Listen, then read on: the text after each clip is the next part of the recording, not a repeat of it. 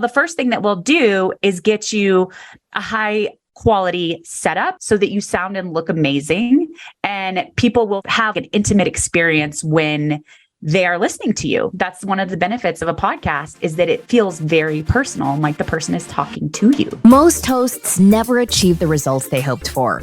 They're falling short on listenership and monetization, meaning their message isn't being heard and their show ends up costing them money. This podcast was created to help you grow your listenership and make money while you're at it. Get ready to take notes. Here's your host, Adam Adams. Hey, podcaster, it's your host, Adam Adams, and we are hanging out with Aleasha Bahr, and we were just having a little conversation that it's Bahr, not Bear. Aleasha Bahr, and we're going to be talking a little bit about sales through your podcast. So if you're listening and you're thinking, oh, I'm scared of sales, and maybe sales is sleazy, now's a really good time to tune in, because we want to talk about some ways that you can get around that, some ways that you can feel really good about selling and helping and serving your listener. And with none other than the host of Sales is Not a Dirty Word. Sales is not a dirty word. Her podcast, the link to Aleasha's podcast is in the show notes. So go ahead and scroll down. You can click on that, subscribe, check it out. It's something that I would say most of the listeners of this podcast, which includes you probably ought to be a little bit more focused on that sales aspect and reversing your mind to make sure that you're doing it in the right way. And so another cool thing, Aleasha and I are both in the Denver area. Aleasha, what part are you in? Yeah, I'm on the west side, Wheat Ridge. Okay. I'm a little bit farther west up the mountain, Indian Hills. So oh, cool. Close-ish to Red Rocks. Yeah, I want to move out there just because we do have a view from our house of the mountains, because we were like, we don't want to move somewhere that looks like we could be anywhere. Like we want to feel like we're in the mountains, but now we're like, I want to feel even more like I'm in the mountains. Yeah. Which is where you are. How close are you do you do any hiking or biking? Yeah, not biking. Where do you go? Definitely hiking. Well, I just went to Mount Evans. Sick. Over the weekend. Yeah. Did you hike the whole thing? No, I wasn't that cool. Although I am planning on doing a 14er, which for anyone listening, people in Colorado are obsessed with summiting 14ers. It's just a really high altitude, so the air's so thin at the top. I think that's why there's bragging rights around it. So I'm going to go to the Grays. I think we're going to do Gray and Tories. I'm a little upset though, because they said I have to wake up at 4. I'm like, are you sure about that? Like, really makes me want to say hard pass. But if that's the only option, you do it for the view, right? I'm doing it for the view. No, you do it for the social media likes. That's the only reason. Who would put themselves through all that effort for a view? Have you seen that video where it's like, this sucks so bad? It's somebody hiking and he's like, this is terrible. Oh, I hate it so much. Oh, this is so hard. This is so hard. This is so hard. And he gets up to the top and he's like, sees this gorgeous view of the mountains. And he's like, I love hiking. I love it. How do we turn that into today's episode? How do we put that into sales? I would say that a lot of people feel like I hate sales, but they love making a sale. Nothing feels better. Good. Yeah. All right. So I want to start here with a lot of the people that come to me. They have told me things like, I don't want my podcast to make money. They're like, I would feel bad if my podcast made any money because I'd be doing it for the wrong reason. All I want to do is serve. All I want to do is help. And I think that altruistic way of thinking is definitely beautiful. It's helpful. And I want people to think that way, certainly. But I don't think that it has to be this or that. I don't think that if you make money, that you're necessarily bad. And it sounds like you don't either. So give us a few tips on, like, if that's our mindset, how would we wrap ourselves around the new idea? Yeah, I would ask yourself, can you make more of a difference as a broke philanthropist or a philanthropist who has money? Probably one who's not broke.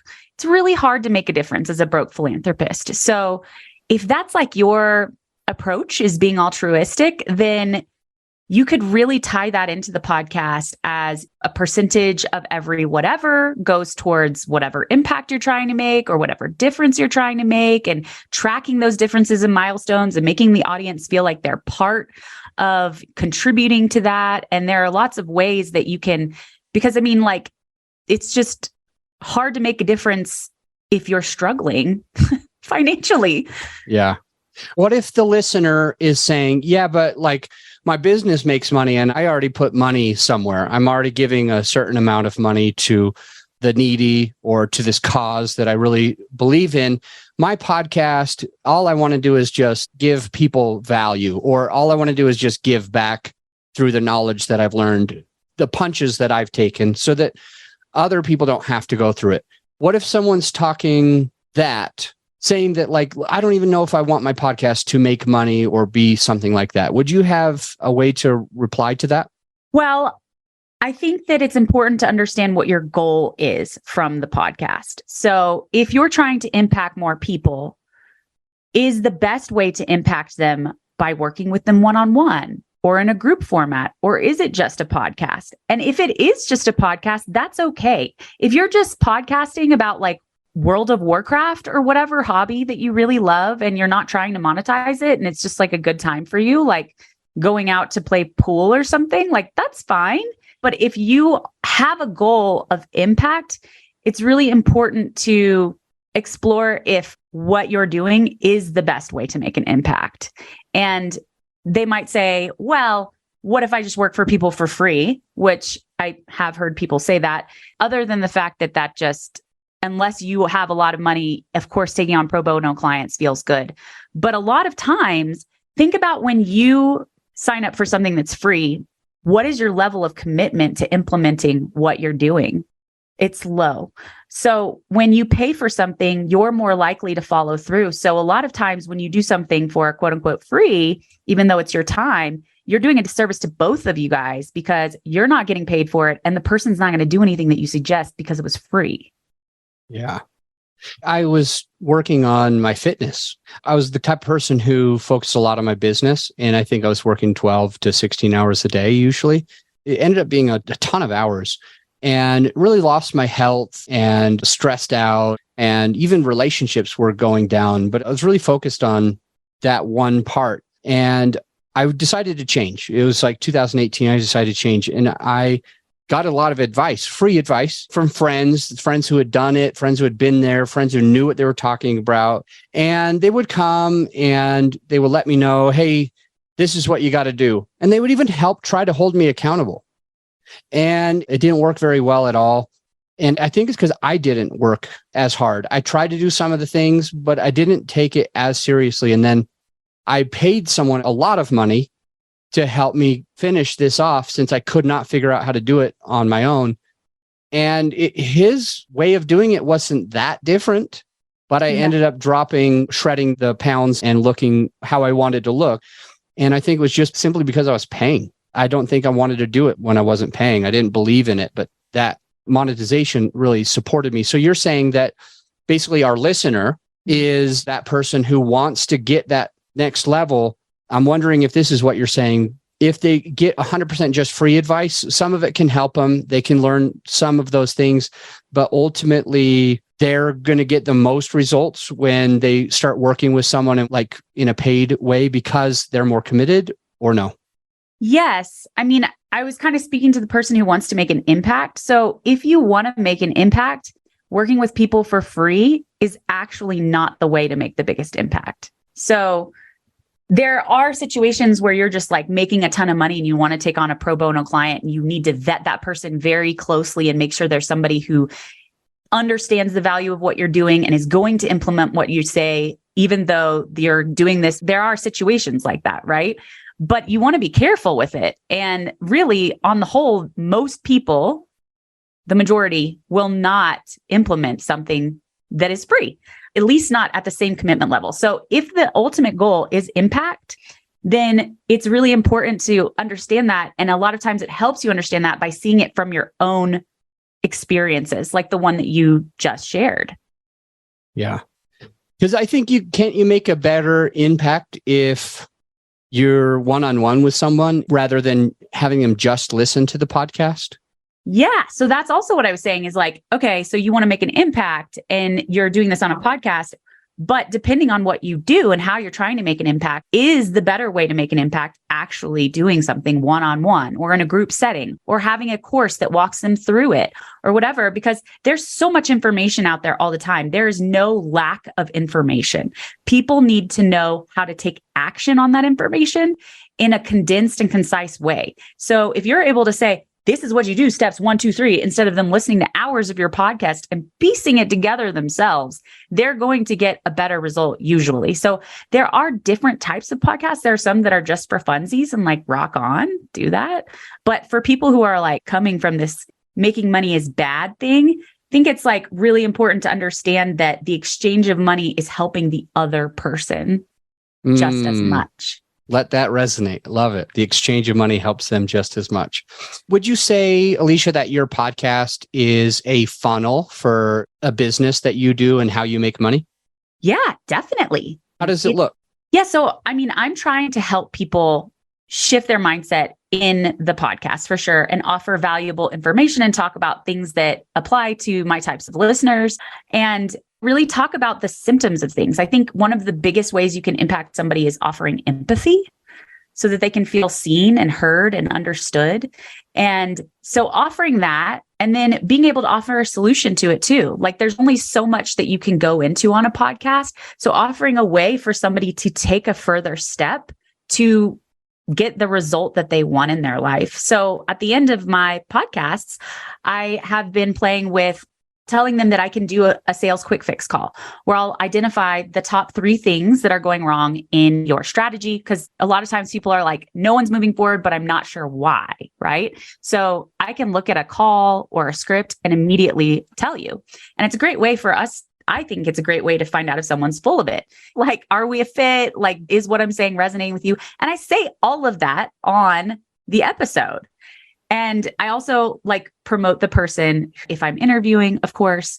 But yeah, I think that it's really important for somebody to know if they want more, how can they get that? I think it's really frustrating if they don't know. Yeah. So with that said, and this may be where you basically answer the same question twice in a row. And I don't think that's a bad thing even if that's the case, because sometimes it takes that for a listener to like be like, oh, now I get it. So my question would be, should we be scared or afraid to let people know during our podcast episodes? Should we let people know? Should we be afraid of letting them know that we could work with them? And why or why not? So I don't know why you would be scared. I wonder if it's because they think that people will be like, oh, I don't want to listen to the show anymore because he told me how to work with him at the end or something.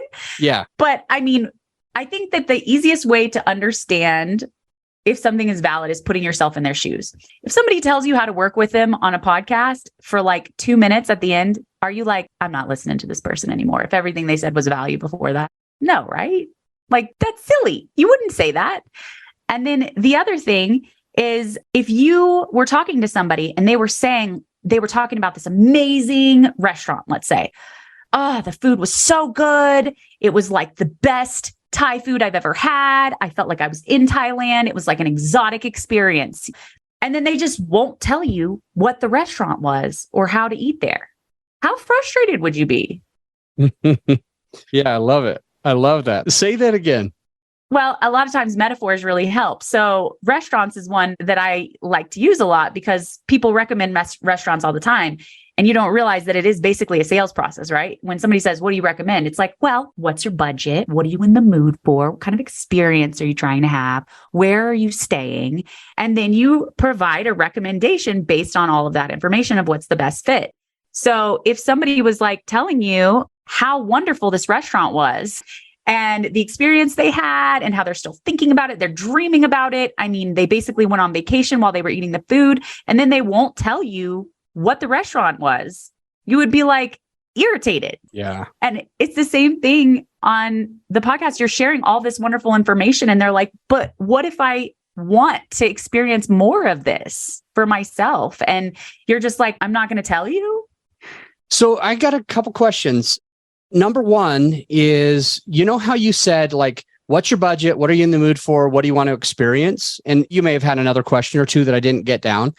These questions kind of help to probe and understand what someone is really looking for. And then for us to be able to say, oh, okay, this would fit or this won't fit.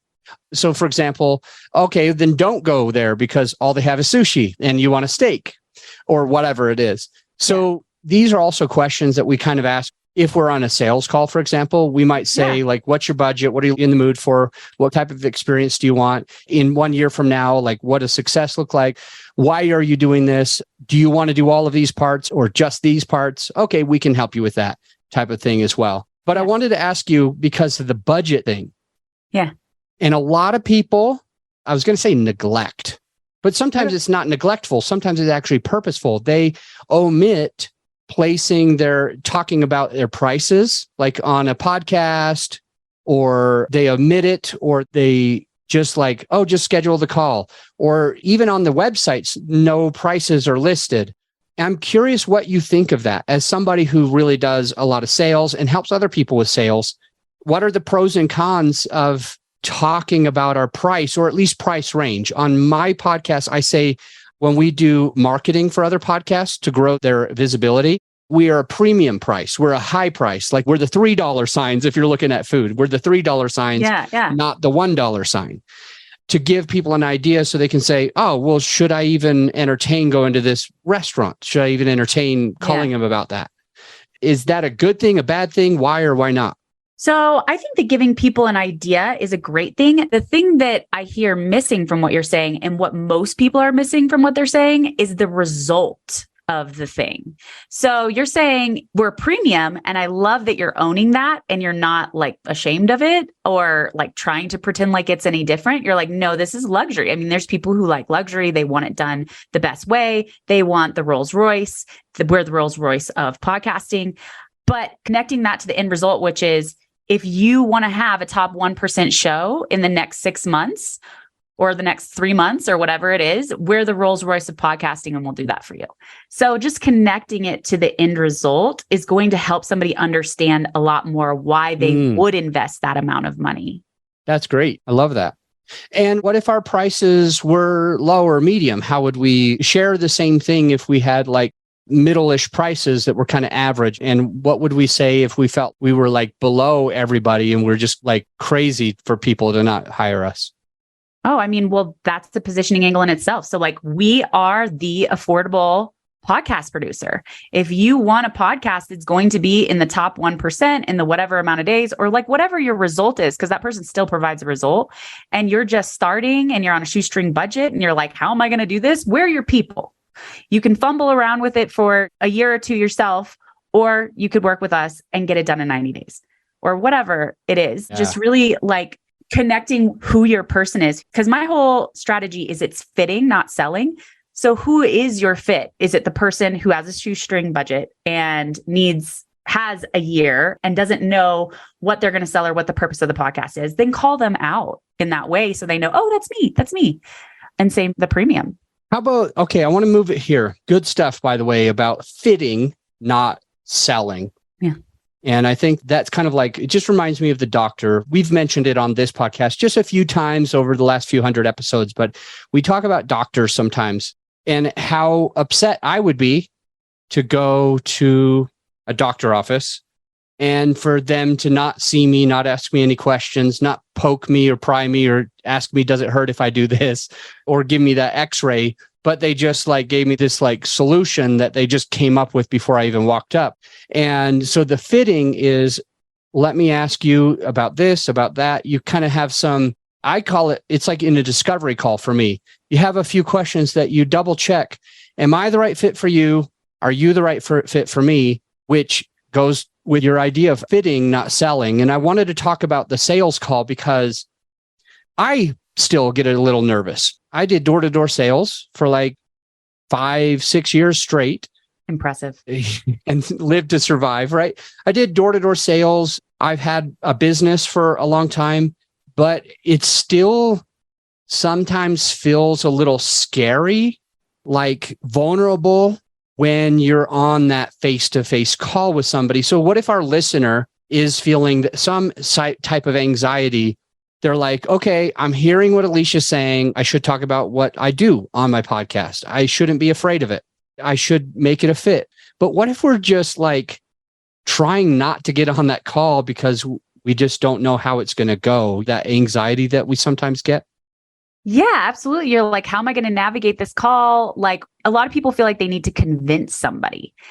And so it really helps coming from the frame of fitting helps a lot with that anxiety, because then it just becomes a fact that you move forward together if it's a fit. So like, is your expectation that you're going to have a top 1% podcast in 30 days? Because that's not us. Like, we're not going to be able to do that. So, and being really honest when that's the case. Like, I'm sure some of the questions that you need to ask are, is there somebody who will be the spokesperson that they feel comfortable doing that? Because you need that for it to work. And if you don't have that, I'm sorry, we can't work with you. So it helps the prospect also feel better to know who is not a fit as much as who is a fit. Yeah. And you can really just sort of check things off from a criteria standpoint. And yes, you have to explain what you do for them in a somewhat concise way, ideally in a story format, like you start here and you end there. People will retain that much better than saying like, we do your editing, we do your audio, we do your equipment setup, we do like, people don't know what that means, right? Like, how does that apply to me and what does that look like? So you would say something more along the line. First of all, is this helpful what I'm doing? Keep going. Okay. So you would tell someone, well, the first thing that we'll do is get you a high quality setup so that you sound and look amazing. And people will have like an intimate experience when they are listening to you. That's one of the benefits of a podcast, is that it feels very personal, like the person is talking to you. So it's important to have the right equipment for that. And then what do you mean the right equipment? That on your podcast, you're talking to somebody? Like, what are the different kinds of equipment that would make you talk to lots of people or one person, for example? Are you trying to be a prospect asking me a question? No, I'm trying. Oh, wait, hold up. I thought you were saying what we should do on the podcast. Like how we should do the podcasting. No. Oh my gosh. Okay. Call. Okay. Yeah. This is literally a sales call. All right. Keep going. I won't interrupt you again with nonsense. Well, I was giving the example of like, at first you identify the fit, right? This is who's not a fit. Is that you? Yeah. And this is who is a fit. Okay, cool. And then you do need to explain what you do. And the way you explain what you do should be told in like a linear format. Like, this is where you start and this is where you end. Instead of, a lot of times people are focusing on the deliverables. So you get 4 hours of audio edited for you, and you get audio troubleshooting or whatever. Sorry, I don't know all the terms. But you don't have to always talk about podcasting for the examples, but it's easy for me because I help podcasters. But I'm hearing one thing that I think we should bring out. You're saying it in a different way than I've already heard. And so I want to pop that out. Some people say focus on the benefits, not the features. Okay. It's features over benefits. And you're saying focus on the linear. This is where you start. This is where you finish, instead of it's 4 hours of this and 2 hours of this and one of these and 6 months of that. Because a lot of people on the other side might not understand, what is 4 hours going to get me? You're going through all of these deliverables, and I'm not sure what is going to be the end result. So you're basically saying, like, on a sales call and even on our podcast, we should help that person see, this is where I am and this is where I'm going to go. These are your benefits, and not just here's all the little things that we do. Yes, it's the transformation, because people learn and retain the most in a storytelling format. So if you think about memorizing facts, you're not going to memorize them as well. But if they were told to you in a story, you would retain that much better. So it's taking them through the story of working with you, basically. So this is what we do in the beginning, and this is how long it takes. It's 30 days to get your whole, and we don't have to do the podcasting. Like, let's say it's a social media agency. So we're going to do an audit to identify what's working and what's not working, so we can keep the things that work and get rid of the things that don't work, and not reinvent the wheel. So you'll get results faster. So you heard how I connected it to that result too at the end. Yeah. Like, the reason we're doing this, where a lot of times people will be like, well, there's a social media audit. What is that? Do I want it? Like, so you're talking them through the transformation of it. And the end result is that you have 3 to 5 inbound leads every week from organic social media when you're at the end of this process, at the end of 90 days or at the end of 6 months. So somebody understands, okay, the first part takes 30 days for them to identify all my stuff. And then they create the content for me and I approve it. And then they adjust based on data. So the deliverables is really just like one sentence at the very end where you're like, and that includes all the graphics created for you, all of the posting and publishing, all of the responses to the comments and your direct messages or whatever. And instead of that being the main part of the conversation. So do you feel how you kind of wrap your brain more around what someone's going to do for you and know that you want it? Yeah. And I think the listener's getting that as well, like how to do that. So is this an answer to, I'm feeling anxious about this call? So that means that I just need to know how to do the features and benefits or the deliverables versus the linear?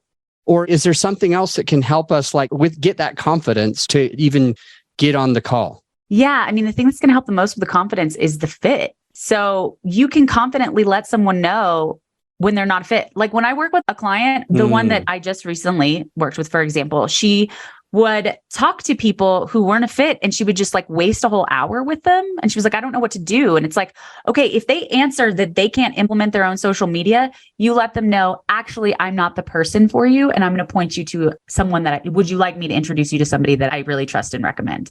Yeah. And it gave her so much peace to know what to do with those people and to be able to identify faster that they weren't her people. So I think that what gives people a lot of anxiety is that they think that the only goal from the conversation is a yes. And when you realize that the goal is actually just understanding if this person is someone that you can get results for, and when you know they are someone you can get results for, that's something you can confidently talk about and get excited about. Okay, great. You have everything I need. You have the expectations that are in line with the solution that I provide. And if they don't have the right expectations or they don't have the right budget or whatever, you can confidently point them somewhere else. So it really takes the pressure off the sale because it's just about what's in the other person's best interests. And that might be moving forward with you. It really might, and it really might not. I know a lot of people who, I'm curious your thoughts on this. I know people who have a very high ticket dollar. It's like 40 grand all at once. This is the first time you've met me. I'm at a conference and you can spend $40,000, yes or no. And they take a whole lot of time with somebody who doesn't have the money at all. And they're just like, why wouldn't you do it, man? And they're like high pressure and it's this high dollar, but there's just no fit. And I think that they spend a lot of time like making enemies because they never took the time to find out what the budget was. They never took the time to understand if it can be afforded. And now they ignore that fact and they're just trying to sell this $40,000 thing because to them, in my mind, that salesperson is only thinking about their pocketbook and not thinking about the other person. When if they flipped it around and they thought about the other person and asked some good questions that you've brought up already, then they would be able to understand, hey, I don't think this is going to be a fit for you. I don't think that right now, maybe in the future, because this is what it looks like. And now you're still friends. And the conversation took 2 or 3 minutes instead of an hour and a half. Yes. And the mindset going into a call, knowing that that could be an outcome, it really helps calm that anxiety. And then if they are someone who's a fit, it's easy to get excited about that. I think a lot of times the anxiety comes from not knowing if somebody's a good fit. And if you can deliver on the result that you're selling, that's something that a lot of people have anxiety about too. Like, I don't want to promise something that I can't fulfill on. Well, just let them know when you can't fulfill on it. I can't fulfill on it if you don't have at least 3 months to wait for the result. So is that timeline realistic for you? Yeah. One of my questions that I ask when I'm talking to people, one of them is, are you okay with the podcast launching 3 to 4 months from today, depending on whichever package that they want to do?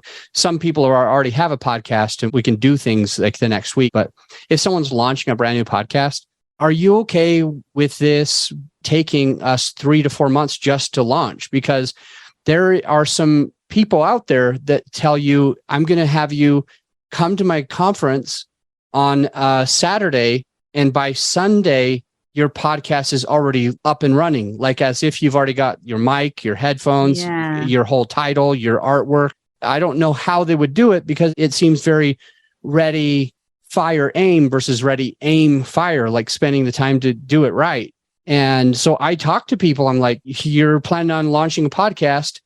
I really believe that this takes time to get everything in order and in place and approved. I don't want to just put out a bad product. So if you want to have it launched tomorrow, we're probably not your person. But if you're okay waiting 4 months and having a really good product, we can support you with that. Is something like that is kind of along the same lines? Yes. I love that you're letting them know up front, because also it really helps to manage those expectations so that you don't have a bad client experience. I would shift the way that you're explaining it a little bit. Like you said, I believe. It's not really about believe. It's really about what gets the best results. Something that's done in 48 hours is probably not going to get the best results. And a lot of times metaphors can really help you. So like, would you like a house that was built in 30 days? Or would you like a house that was built in 9 months? Not that we take 9 months, but that's like your one day podcast is a house that's built in 30 days.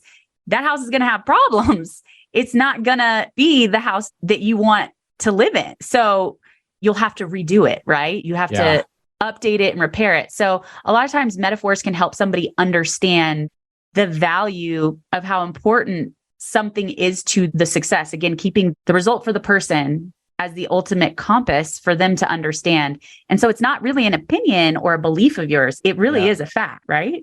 I love that because honestly, I think that I used to do that even more. And I'm surprised I did it now because now I do it much less. But there is a confidence issue when we say things like, I think or I believe. And it's us. We are trying not to be overbearing or hurt someone's feelings. And so we use these minimal words. But I think the way that it gets taken on the other end is, well, he's unsure of himself. He's unsure of his company. I don't feel that confidence, so I'm not sure that I can put my money with them because they're not speaking with confidence. And so when I'm coaching clients one-on-one with different episodes, and I hear those words that they're saying, and I'm glad you caught me, I say, is this something that you think or is it? Because it's going to come across a lot better if you just say it is. And I'm glad you said that. I want to go back and I want to hear what I said. And because sometimes it's our mindset. It's our own mindset of the thing. And we might just need to say it a few times to really understand that, hey, is this my belief or my feeling, or is it? Because honestly, if we have those doubts, our listener or the person on the sales call is going to have those doubts. It's just going to come, even if subconsciously. Yeah, it's definitely more of a subconscious thing. It makes you seem like a bit less of an expert because it's not based on experience or data or facts. And you definitely have that, which is what's making you say those things. I think people want to say it a lot of times because they're like, oh, I don't think the other person is going to like hearing this. Yeah. So let me position it as like a maybe that they should, just think about or consider. But again, if you're thinking about the other person's best interest, it's a disservice to make them think that that's possibly not true. They need to know. Awesome. So, yeah. And the other thing that I could see it coming up is a lot of people will be like, I love that. I love that idea. There's so much that we have learned, and I'm going to go through a little bit of this. The goal is impacting other people. You talked a little bit about how your podcast is a sales funnel. You also mentioned how important it is to talk about the symptoms of the things and the solution, both. And that way we can say, this is what you're feeling right now, and this is how to get over it, to get past it. I asked if we should be scared, and you said no, because we want to help other people. That is the thing that's going to help them go from point A to point B, is for them to engage with us on a deeper level. So sales should be something that we're excited about and not afraid of. Few of those things that you were talking about with the restaurant analogy, and I love that you're always doing analogies, stories, examples, metaphors. You're always using metaphors as well. I heard you say that as well, that you were having interviews. Fitting, not selling. So finding out if it's a fit. Deliverables over the linear. Or no, linear over the deliverables. I said it Story. backwards. Make it a linear story. Perfect. And because they will learn better and retain it if it's in story format, you find out just simply if they are a fit. And we shouldn't be afraid of it. We should embrace it. Since we are jumping off now, I want to have the listener just remind them that your podcast is in the show notes. They can scroll down, get a ton more value on sales by going to Sales Is Not a Dirty Word podcast. That link is in the show notes. And also Aleasha's link to her website and any social that she wanted to share with you is in the show notes as well. So feel free to go down there. And then the next episode that you're going to hear, I go every other episode. This is an interview, and then the next is a solo. And I've got something queued up that will be very valuable for you. I don't want you to miss it. It's right on the next episode. I'll see you there. If you're glad that you checked out the podcast today, if you got some value out of this episode, some actionable takeaways, I invite you to do one of three things. A, you could do a written review on Apple. Let us know what you think. Just an honest written review. B, you could share the podcast with a friend of yours who needs it. Or C, at the very least, implement what you've learned to take your business and your podcast to the next level. And I'll see you on the next episode.